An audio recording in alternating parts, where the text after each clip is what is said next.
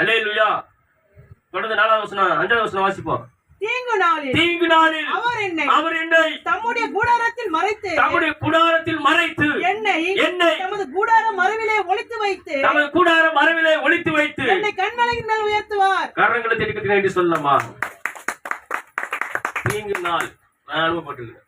தீங்கு நாள்ல அப்படியே என்ன பண்ணிட்டாருன்னா 3 மாசம் இந்த சென்னை விட்டு நேரம் வேற பக்கம் அனுப்பிச்சிட்டாரு. 3 மாசம் ஆண்டவருடைய சமூகத்துல எல்லாம் இருந்து மறுபடியும் ட்ரைனிங் பண்ணி மறுபடியும் பலத்தை கொடுத்து மறுபடியும் புறப்பட்டு போவாய், மறுபடியும் ஊழியம் செய்வாய் அப்படின்னு சொல்லி அனுப்புனார். அப்ப பாருங்க, அதுக்கப்புறம் தான் கண்மணியின் மேல் உயர்த்துகிற தேவன். கூடார மாதிரி ஆபத்துல என்ன பண்ணுவார்? நம்மள போய் கொரோனா டைம்ல என்ன பண்ணார்? பொன்மார் கொண்டு போயிட்டாரு. சத்தமா இல்ல சொல்லாமா? இங்க இருந்து ஏன் கொண்டு போறாரு? நான் சொன்னேன், நம்மளை பத்திரப்பத்து